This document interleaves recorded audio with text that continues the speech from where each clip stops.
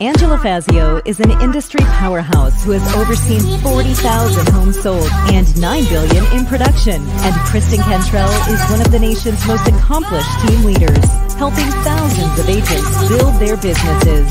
They are passionate about educating, encouraging, and empowering moms in real estate.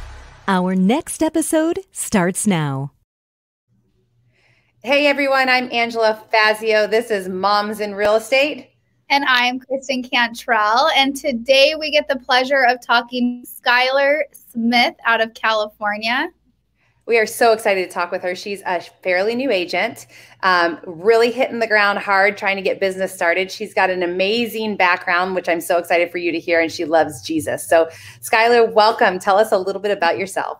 Thank you. Oh my gosh. First of all, thank you ladies for having me. I'm very honored and very excited to be here. Gosh, okay, so where do I start? So I am a Southern California girl, born and raised. I went away to Colorado for college, and it was there that I had a very powerful encounter with Jesus. I wasn't raised in any sort of, faith, and so that experience led me to meet some missionaries at my college. They led Bible studies and did different events. And so it was kind of through their witness and just becoming really good friends with them that the desire was kind of planted. Hey, maybe I want to be a missionary one day. And so I ended up joining this organization, Focus, and I was sent to UC Santa Barbara. So I was a missionary on campus there for 3 years. And then I transitioned into our events department. My particular role, we plan an annual conference for college students. Usually about close to 20,000 would gather. Obviously, this past year was a little different with COVID. We pivoted to more of a virtual experience. And I, had been in the works getting my real estate license while I was seeing through to the end of that conference. And then finished up the planning for that and then jumped all in with real estate in February after overlapping for a few months. And now here we are. That's awesome. I love that you had that experience. When you talk about it, you light up. I love your story because yeah, you really do. And I connect with you so much because this is like my first year really like on the journey to learning Jesus, and I'm having so much fun. And I feel like you quickly like really realize like, oh my gosh, like I want to be a part of that. And I feel like we both have that connection where it's like once you see it like and you like hear about it and you feel like how awesome it is, like you want to be like all in. So I just love that. I love your story for that reason. So tell us a little bit. You have some kids. So you have a 2- and 4-year-old while all this is going on, and your husband is in the process of becoming a police officer. So we've got somebody who just got their real estate license, somebody who's trying to be a police officer, and we've got a 4-year-old and a 2-year-old, which is like complete change, right? So tell us, how are you managing that, and kind of what have been like your struggles, and what have been some things that are like keeping you going while you're building this business? Yeah, I mean, it's crazy because I feel like, God's plan is so perfect. And so it was kind of funny because when I got my license, it was very overwhelming in the beginning. I was still balancing 2 careers essentially. And then that's when my husband decided to pursue becoming a police officer. And it's actually worked out kind of well because he's been super dad, like, full time with the kids, essentially. Granted, my son is in school a few days a week, so that's obviously really helpful. But it's allowed me to really just jump in like 110%. So I've been able to, I drop my son off at school, I come into the office. Obviously, COVID, things were kind of crazy in the beginning. It was really hard to actually, those were some of the really big roadblocks, was actually getting out there and meeting people. Open houses weren't back yet. It was hard to kind of network with some of the other agents because nobody was really coming into the office yet.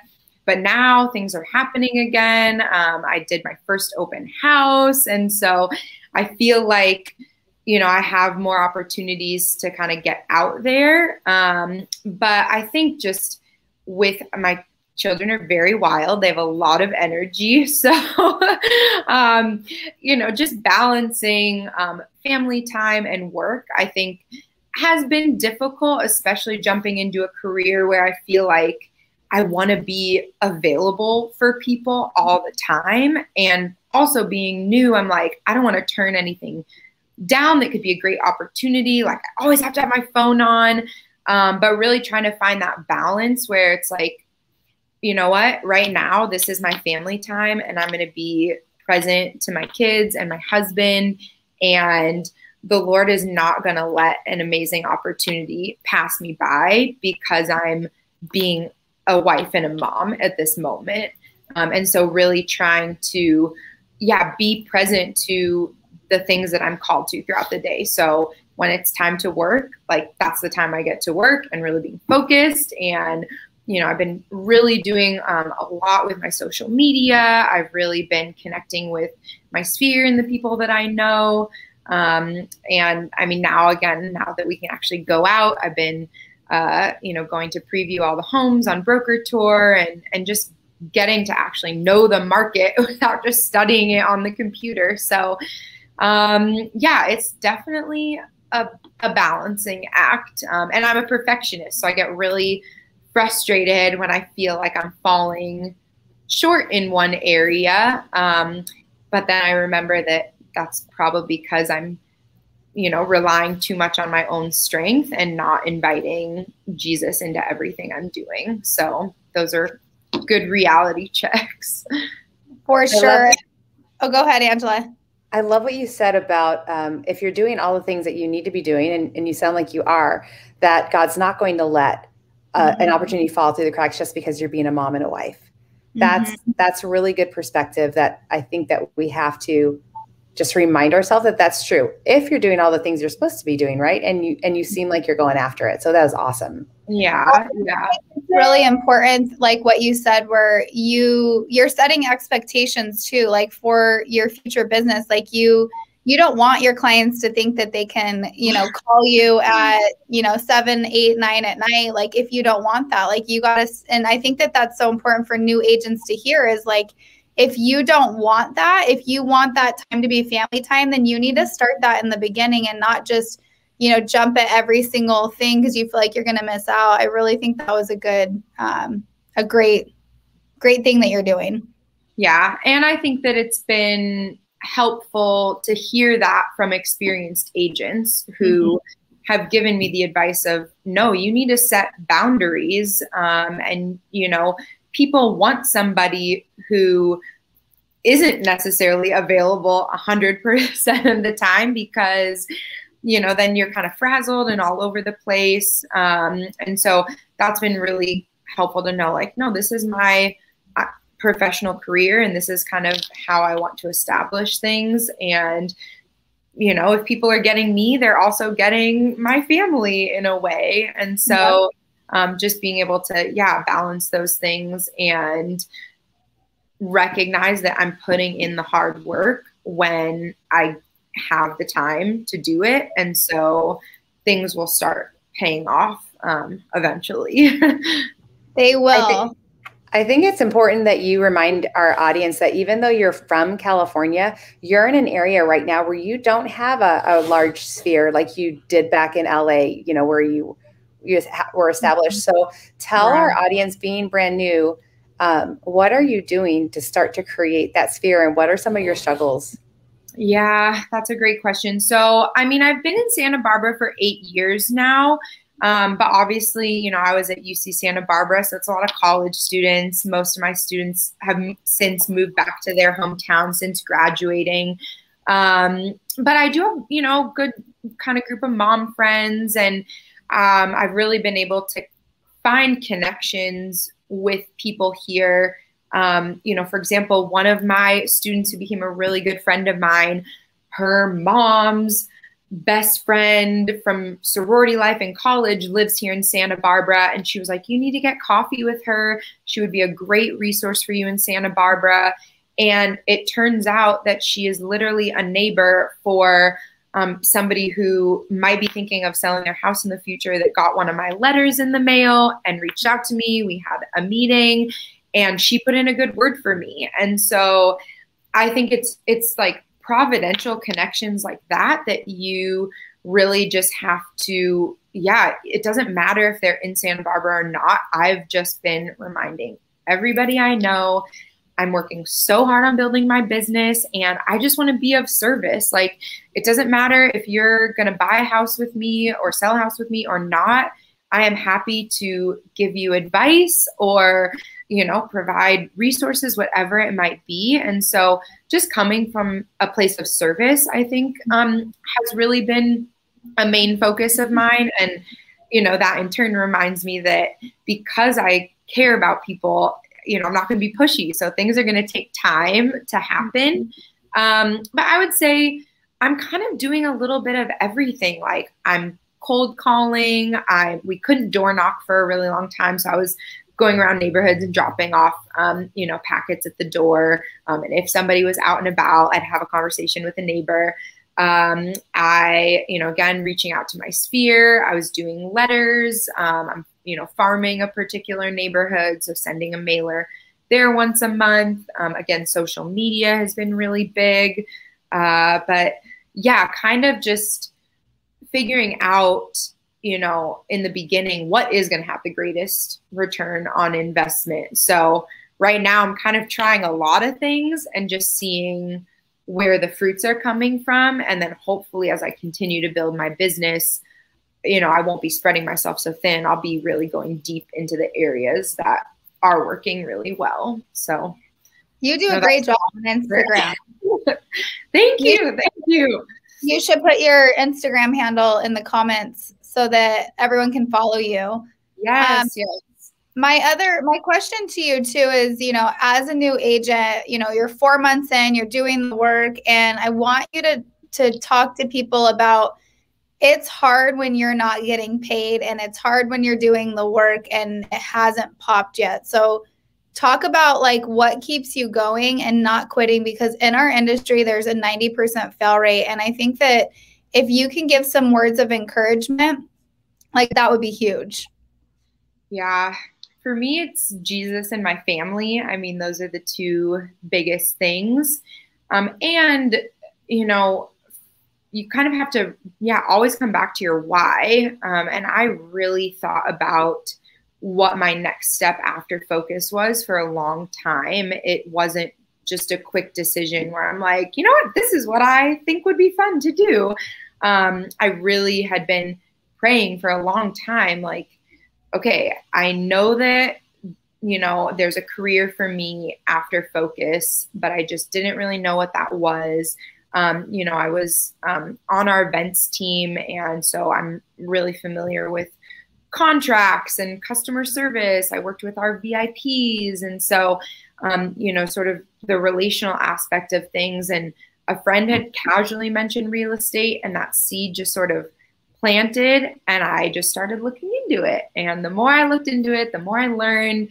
I really felt like, okay, I think this is what God is calling me to. And because I really felt like it was what the Lord wanted me to do, like that's what I come back to, is this is what I really believe like I'm supposed to be doing. And this is where God wants me to use my gifts and my talents, and where he wants me to love people and encounter people. And, when you're a missionary, like your job essentially is to introduce people to Jesus, and to really help them. You're walking with them in a journey and a process. And so even that is transferable in a very different way, obviously, but you're walking with people in a really huge transition and period in their life. Selling or buying a home is one of the largest, assets and transactions in their life. And so you want to show them that you care and that you're there for them, but also that you have the skills to be able to take on that responsibility and to do the job well. And so, just coming back to my why, But I will say, like, there have been a lot of tears, many days where it's just like, yeah, you're working so hard. And then something happens where, you know, maybe another agent in town was rude to me. I won't say what happened. But anyway, it's like moments like that where I'm just like, the walls come down, I just break down, and I'm like, is anything ever going to happen? You know, I'm putting in so much hard work. But again, just remembering the why and remembering, like, I'm also doing this for my family, to really provide a great life for, you know, my kids, and to show them that working hard is a really beautiful thing, and you can use the gifts that God gave you in the workplace. So, Schyler, I'm going to encourage you, because anything that God's behind, he will bring fruit to it. And I know that my husband and I for 20 years have been serving God through real estate. And right now we're in Atlanta, and the Spirit of God is moving so heavily in the lives of the people that we're talking to. And it's just a really good vehicle to have, because it is so involved in the ever-changing life that people are living in. Real estate is at the root of a lot of that. So I encourage you that if God's behind it, you will find so much fruit. And I love your attitude about it. It'll give you the patience and endurance that you need to have to be successful in this business. Thank you. Yeah, there's definitely been more really good days than, you know, the overwhelming ones. So. Well, I think you've given such good advice and such great perspectives, and we loved having you on today. Thank you so much. Oh my gosh, I'm so honored. Thank you, ladies, for having me. This was fun. We're going to have you back in like a year, so that they remember when you were on and you were only 4 months in. You were like, is it ever going to happen? Oh yeah. That'll be a good day. And then you'll be like Cassie with 18 under your belt in your second year. That's right. Yeah. Well, you got some fans. Yes. Aw. Nice. Aww. Nice. I'm going to put our faces back in order. That's so sweet. Well, again, thank you, Schyler. Stay on for just a minute when we're done. But ladies, if you're listening, November 4th and 5th is our next Flourish event.